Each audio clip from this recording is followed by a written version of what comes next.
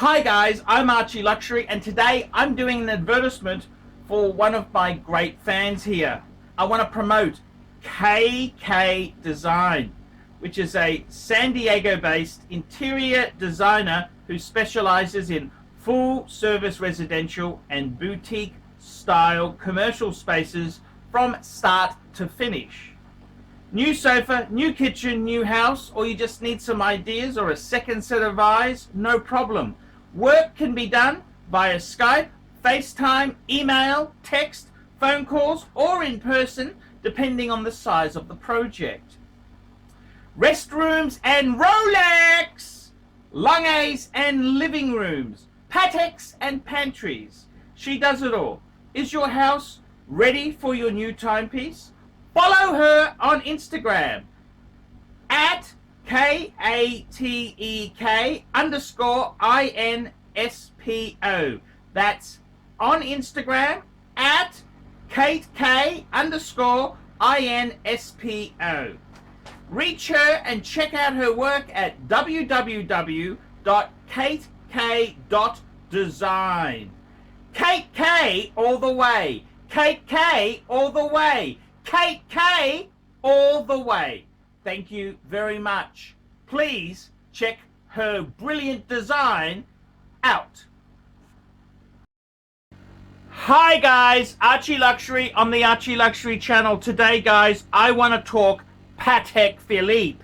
And what I'd like to do is do a comparison of two Patek Philippes that I happen to own. These are also probably the most popular in recent times Calatravas. What they are is, okay, in the yellow gold I have a Patek 5196, and in the white gold corner I've got a 5296.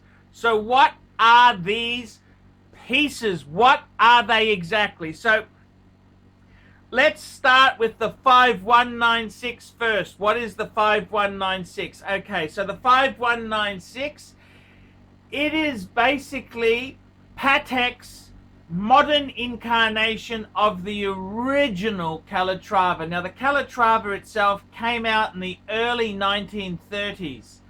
What happened was the Stern family, they had a business which made dials, and this business in the 1930s took over Patek Philippe. So it was like one component of the Patek equation. Dial manufacturers, they took over the whole Patek business. Now, when they took over Patek Philippe, they did a number of interesting things. They were the ones who introduced reference numbers, and they also introduced the Calatrava line, the famous reference 96. Now, the reference 96 was a wee smidgen above 30 mils. That was the fashion for men's watches at the time. The Patek Philippe reference 96, it spawned some variations. Went to the 570, which was a later reference. And then, you know, with the 96 series, they released a 5096, which was still a bit small, and then they released the 5196. So it's kind of the evolution of the original Calatrava. I've got to be honest with you, they've brought the 5196 is actually quite a large watch. It is now 37 millimeters across. When you say millimeters, they measure it from one side of the case to the other side, just not adding extra for the crown. So they don't put the crown into the equation. So it's kind of where the case would naturally curve around, so without the extra for the crown. That's how they measure it. So it's 37 mils. It's very traditional. It's got a sub-second at 6. Very, very classic piece there. The reference 5196, it features the manual wind 215. That's Patek's bread and butter manual wind movement. and that movement itself is a little bit small. That movement powers things like the 3919, which is no longer produced, and because it is a smaller movement, Patek decided to not have a display back because it's got a metal spacer around. It's kind of a little bit some people say the movement is too small for the case. Patek should have redesigned the movement to fit the case better, but I think if you've got a trusty tried workhorse, just slot the bugger in. And I think, honestly, looking at the 5196, it's like, everything is flawed. Everything made by humans is flawed, and the 5196 is no exception. I think it's got many key components which are pretty damn amazing. If we look at the side of the case, it's a beautiful construction, just the architecture of it. It seems to be a bit more, I like the lugs a bit more than, say, the 3919 or the 5119 series, which they were kind of like a little bit like pocket watches with just little lugs added as an afterthought. I love the Delphine hands. It's got a lot of cool characteristics. It's 37 mils, which, okay, don't get too caught up in the mil size, because it's not just that dimension which changes the perception. It's also the length of the piece, because it is actually quite long. And the other thing is the strap. There are 37 mil Pateks that use a 19 mil strap. There's some 37 mils that use a 20 mil, and there's some, this one here uses a 21 mil strap.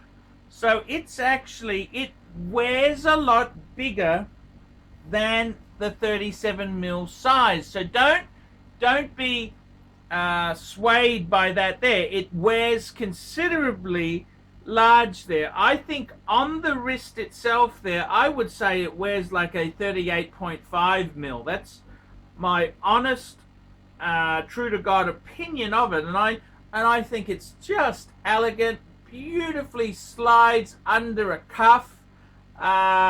It's just a gorgeous piece.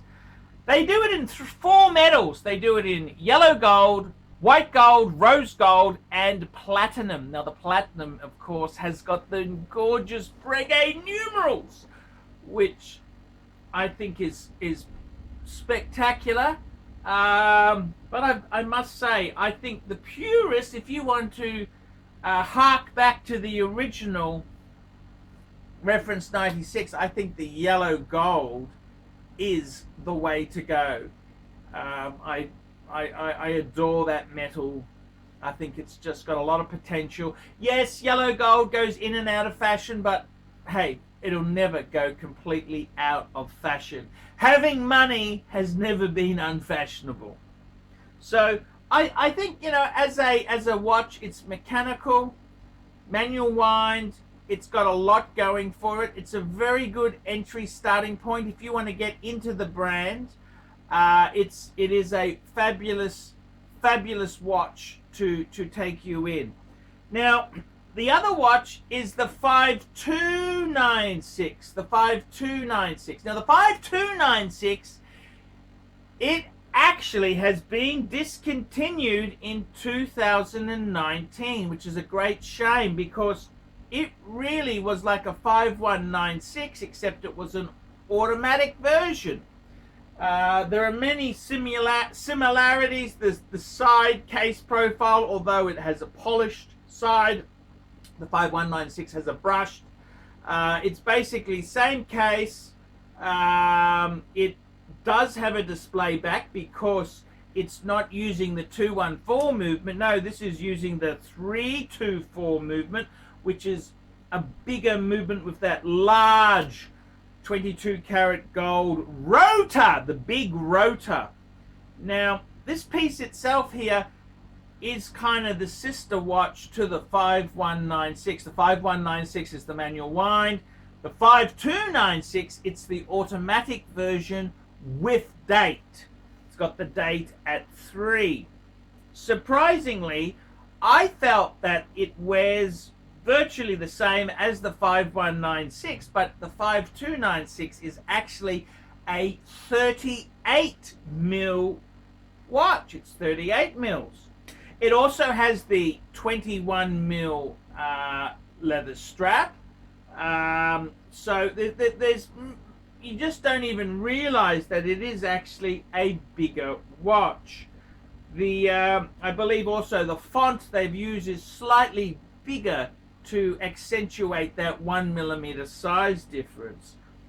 The 5296, I think it's just an absolute gem of a watch there. Automatic, it's a Patek Calatrava automatic with date. I mean, it's just such a cool combination meal hunger buster. And I've really loved having a 5296. Now I've got the 5296 in white gold, and I've got the 5196 in yellow gold. Look, I just, if you're going to have the two, you may as well have them in two different colored metals. That was kind of my opinion there. Also, I bought them second hand, so beggars cannot be choosers necessarily. I must say, the 5296, I think an automatic Patek is kind of a step up from a manual wind, even though I do love the yin and the yang of the manual wind process, winding it every day. I do love that. I think an automatic Patek is just a great, it's like having a C-Class Mercedes and then someone has an E-Class. It's just a layer above, and then you've got complications above that again. And I really think the 5296 is a spectacular Patek to have. If I had a choice of, you could only have one, you could only have a 5196, which is the manual wind Calatrava, or a 5296, which is the automatic with date. I think I'd have to go for the 5296 without a doubt. I mean, it's a classier watch.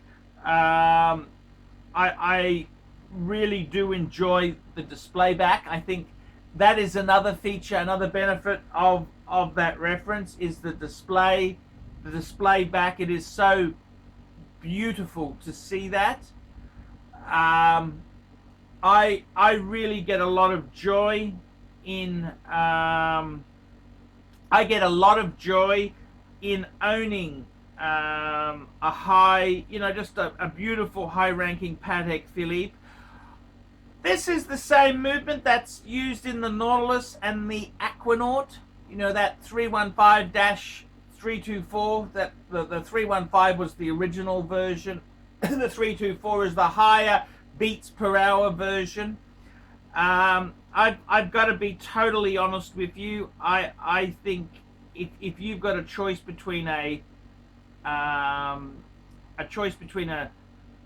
manual wind Patek or an automatic, you'd have to go for the automatic. I mean, it's just a class above. I mean, the Patek automatic is so beautiful. That's the way I would tend to play out things there. I think it is well and truly worth it. I think it's a beautiful piece to have. Okay, with the two there, I think they're very similar. I don't think you could go wrong with either watch, whether you went for the manual wind 5196 or you went for the 5296 automatic with date. They are both stunning Pateks. The amazing thing that's happened is Patek has dropped the 5296 and they've kept the 5196. They have a 5227, which is similar to the 5296. except as well as being automatic with a date, it also has the hinged back. It is also slightly bigger than the 38mm size. It's an interesting piece. I think you're paying a big premium for that. It's a big premium, and I always worry with the hinged back you could damage it, which would be really upsetting there. Paul Brittany, the famous movie star, he has a 5227 which he loves, and I think if I owned one I would love it equally as passionate as himself there. So with the two, look, they're both stunning. They are both stunning. I don't think there is a wrong piece there. They're both pretty damn amazing. So I don't think you'd have a problem. Either way, they are stunning Patek Philippe's. Stunning Patek Philippe's for somebody who loves fine watchmaking and loves fine pieces. So with the two, what do I think myself there? Look, I must admit, I don't think there is a bad choice. They're both amazing. I mean, the 5196 has got many characteristics that tie it to the original. The original reference 96 was manual wind. So it is truer to form, whereas the 5296, it's more, I'd say it's more 60s chic, whereas the 5196 is kind of 1930s chic. No bad choices there at all. If I had to pick one, I'd definitely go automatic, the 5296. Definitely 5296. I love the display back. I think that's a cool step up. That's my opinion there. So guys, that's a comparison between the 5196 and the 5296. Tell me which one you prefer. Which one do you prefer? I think they're both amazing. They're both spectacular, and I love them. I think they are cool. Very, very cool Pateks. So there you go, guys. That's my opinion. I'm Paul Pluta. Tell me what you guys think of that. Like, subscribe, tell your friends. Do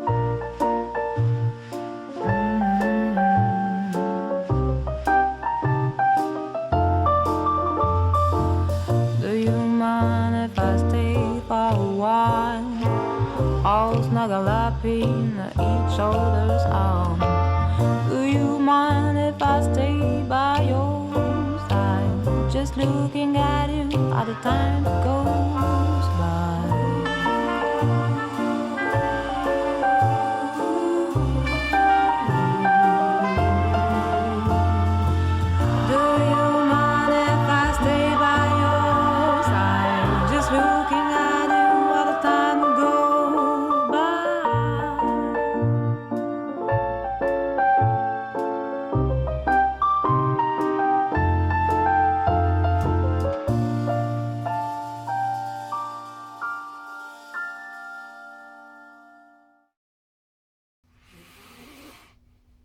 David SW. David SW. David SW. Who does ArchieLuxury recommend is the greatest grey market dealer in America? There's only one choice. David SW.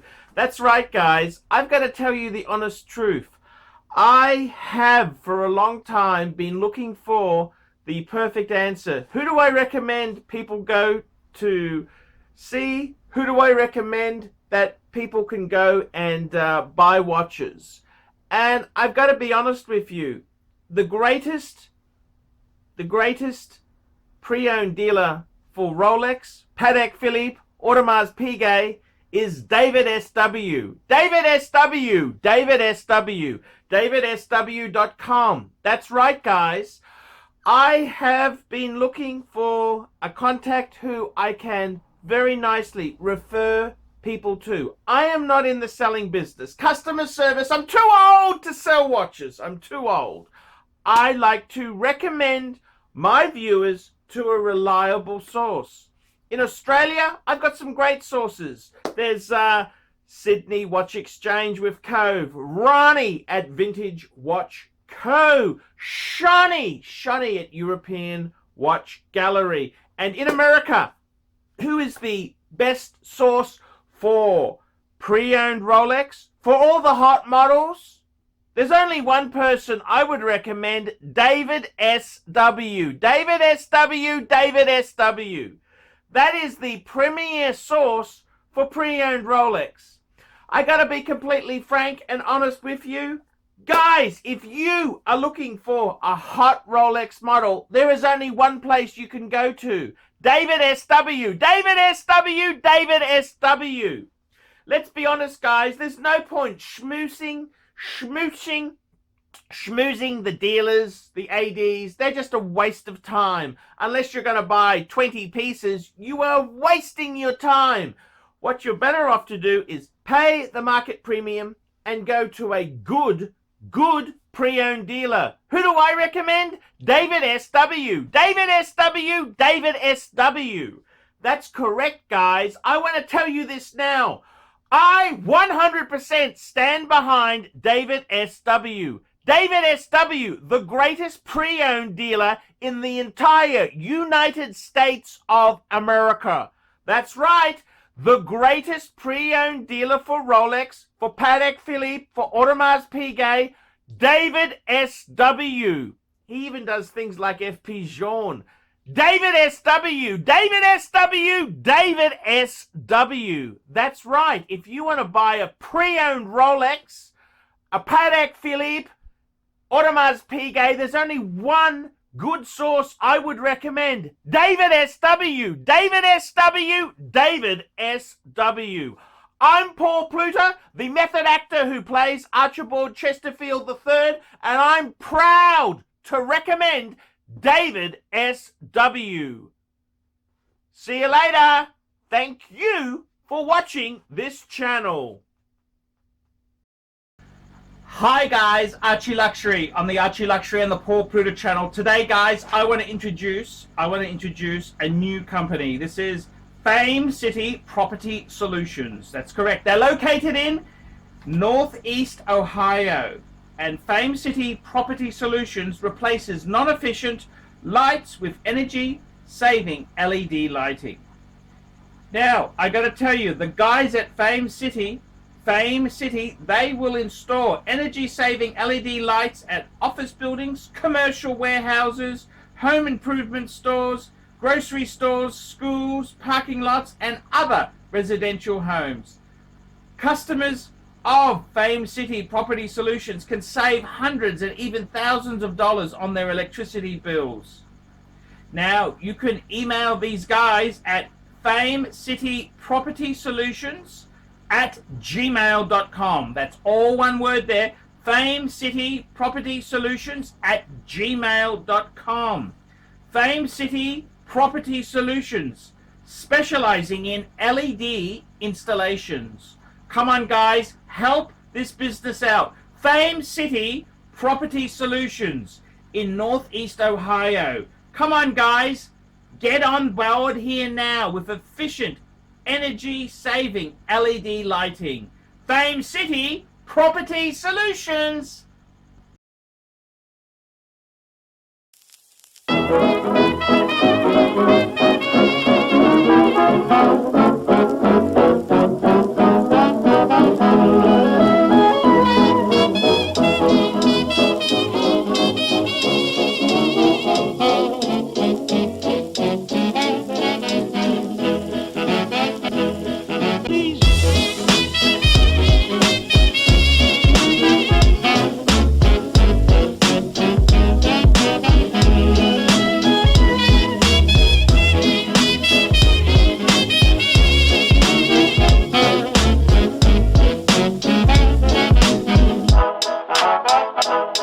Please don't talk about me when I'm gone.